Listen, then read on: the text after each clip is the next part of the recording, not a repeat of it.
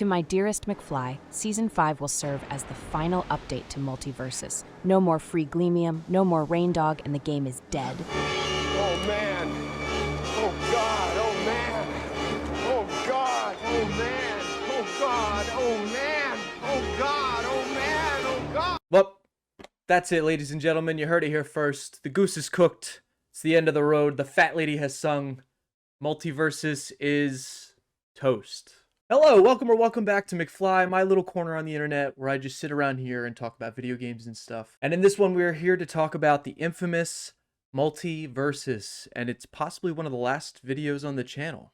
That kind of feels weird to say, but maybe it's for the best. Who knows? Yes, in this one, I want to discuss the big news we have today, or at least what I woke up to, and I'm sure many of you have if you turned on the game. Multiversus is officially dead. Or at least at the end of Season 5, which will start on February 4th. And run to about May something. Hold on, we're going to look at the actual note here. But I guess for the few of us that have been following Multiversus, I know you guys have been noticing a lack of Season 5 news, especially officially from the team.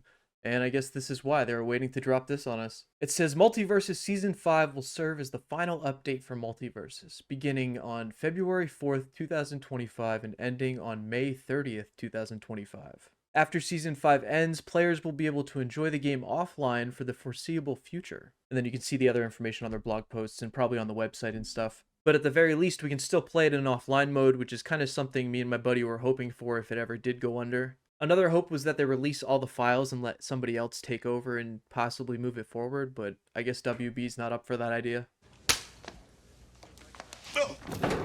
And now before I move on, I want to address my previous video where there was a lot of people obviously commenting dead game. It's kind of a stigma that's followed this game. Obviously, if you play the game, you know.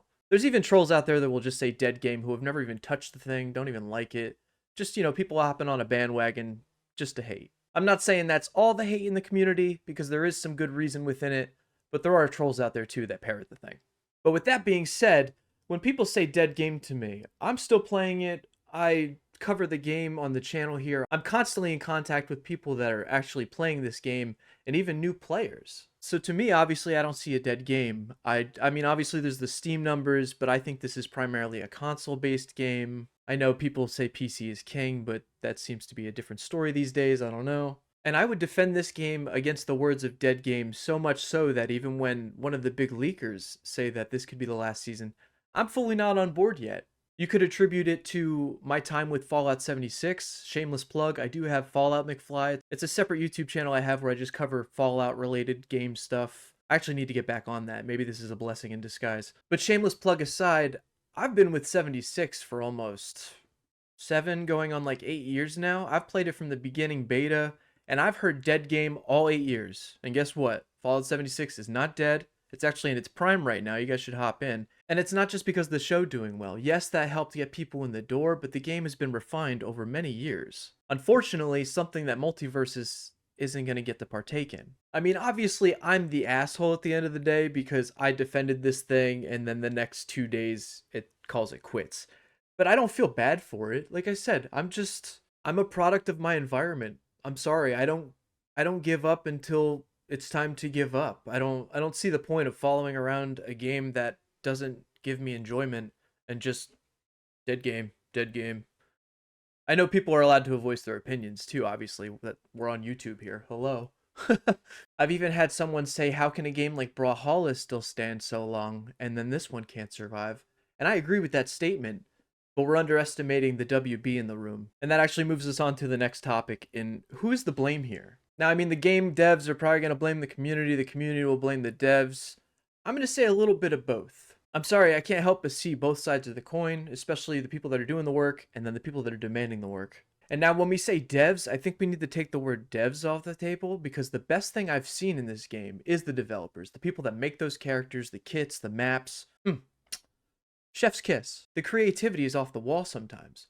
What I'm going to say, and I'm going to blame, is not the devs, but I'm going to blame the showrunners, whether that's WB or higher-ups at PFG. Whoever's making the overall decisions and telling those developers what to make overall, they're the problem. Just my opinion again. So yeah, I'm going to say the showrunners are the ones to blame, not the developers. The developers, I can see all the passion. And then we've had this talk multiple times on stream, just what would be the reasoning if it did fail, just you know, all the different inner workings of it all. And what I would say to people is you really can't underestimate WB in this situation. Yes, any other game company probably would take a game like this and ride it out, because the model for a live service is kind of like an X. To get your money back, you got to put time in. You put a lot of money in at first, and then the more the time is spent, the money goes up. And that's, I mean, that's what you hope for with minimal work involved. I'm explaining it terribly right now, but it's kind of like an X. And I would say Multiversus didn't get its chance. We're barely making it a year on relaunch. That's insane. We didn't even get Daffy Duck. That's a crime. I know people are probably saying Ben 10 too, but no, Daffy Duck deserved to be in this game. I will die on that hill. But especially with WB and the shakeup in gaming, WB has basically become the new EA, if that means anything to anyone 10 years ago. And then even the modern landscape of gaming in general right now, especially for free-to-play live service games, it's not looking good. I think a lot of game companies are starting to see that they're not something to invest in so much. I know we're going through a period right now where it's just like everybody wants a live service, but you just heard Sony canceled a bunch of their live services. Maybe WB is starting to decide the same thing with a shakeup. I would have to re-find the article, but I recently did see that somebody higher up in the game division at WB is retiring. And I guess they had a lot to say with live service and that whole push. So I think it's funny that he's retiring. We'll have to find the article. If I do, I'll put it in the description down below. But I find it funny he's leaving or retiring, and then now we're pushing away from live service games. Maybe the next and final Multiversus video will be a big collage of just its history and the downfall of. But I said this in the last video, WB has so many characters and so many properties, like spanned out between so many fans. It's kind of hard to give everybody what they want in this game, because that's where the community comes into play. There have just been so many people that have tried this game and then been burned by it some way, shape, or form. It's not always the same story either. There's just so many ways that people have been burned by this game, whether it's been not having any reparations for what they've done, being lied to about certain things, being given to them, the horrible re-release and how terrible the netcode was. You know how many people stepped in Season 1 to play this re-release, excited for it, and then were spat right back out with the terrible netcode and they said they're never going to touch it again? Obviously, there's a bunch of gamers like us who still have played and, you know, gone through it all, and we're willing to just keep playing this kind of game. Like, this was right up our alley, essentially. But then there's also that large group of people that wanted to like it, tried it didn't even work for them for most of the stories I've seen. That's what sucks. I had a comment the other day, recently someone said they wish that the state of the game right now was released with Season 1, which I agree. It's much better state right now. If only that released with Season 1, that would just, it would be in a way better state probably. It would have been more refined from that. But now we don't even have the time to try. So yeah, basically what I'm getting at is in the Multiversus coffin, there are many nails that are pinning it shut. But the biggest nail was that Season 1 re-release and just how many people it ruined the perception of. I can't stress that enough. That's truly how I feel about it. But now what does that mean for the future? Obviously, you read from the thing, you can still play it in offline mode, at least if you keep the file on your system, I imagine. Maybe they'll delist it from the store, I don't know. But I haven't heard anything about refunds, and then when you go in the store now, they took off all the buyable options, so it's done. That means our good friend Raindog here is going to be no more. He's just going to fade off into nothingness. Look at him. He's already going through the motions.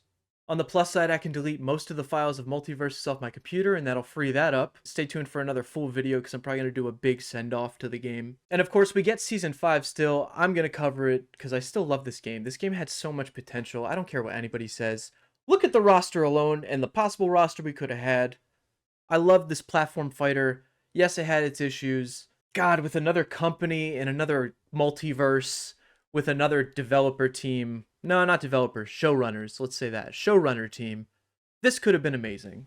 And no, they didn't need to Fortniteify it. It could have just been that original beta and just so much missed opportunity. Whether you love the game or hate the game, I'm sure we can agree on that. There's so much missed opportunity here. So yeah, I'll be live with Season 5 when that hits. Probably do the stuff, go through the motions. We'll say goodbye officially. I can't thank you guys enough for sticking with the channel, watching all the videos, even just hanging out on the streams. Obviously, this isn't doom and gloom for the channel because the channel was before Multiversus. It's just a random gaming channel. I post random crap. And hey, now I have more time for other games. So there's that.